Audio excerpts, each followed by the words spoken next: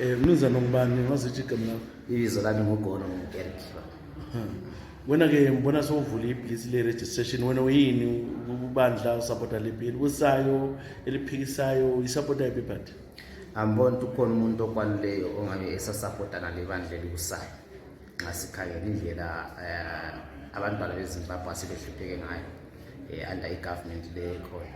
So mina ngizisapotela ukuchamisa njalo ngithemba ukuthi ulakho ukuthi esilondoloze esikhuphule njengesizwe njengabasakhulayo. Ngibona ngani lithuba lethu ukuthi siregister nini sivoteni iZimbabwe layo ilibe lilizwe.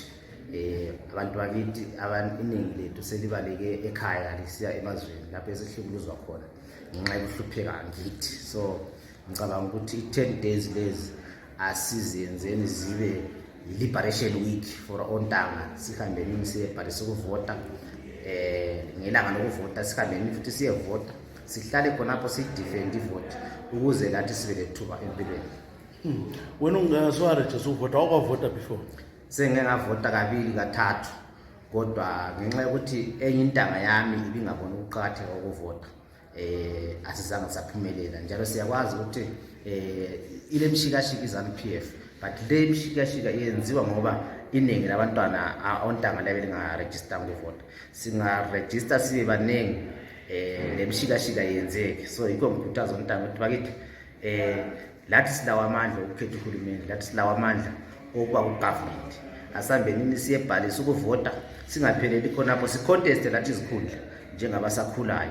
I-government le iZimbabwe demographics zithi zona 67% population ngabantwana abale 35 years and below. So la i-government kumele ibe yi-67% i-government yabasakhulayo.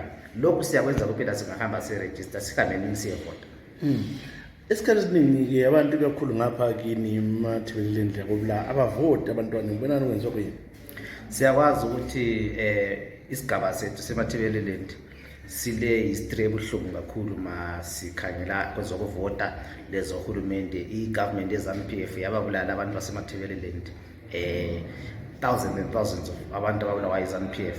Iningi lawo futhi la namhlanje alilazithupha alilamabhedi abakhona ukubhalisa ukuvota. That is why sicela ukuthi i-government ike yaba lelo hlelo lokuthi bafuna ukunikeza abantu ama-IDs.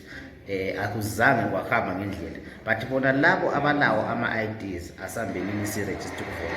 Njalo bona labo siyakwazi ukubuhlungu, it's a chapter engakaze ikhulunywe kwaze kwayavalwa, kodwa sicela ukuthi yilo lena lelithuba elilodwa elokuthi sihambeni siyetshintsha i-government for the next 5 years. Asambeni siregister ukuvota, wonke umuntu lesithupha asambe siregister ukuvota, kube yi-starting point yethu.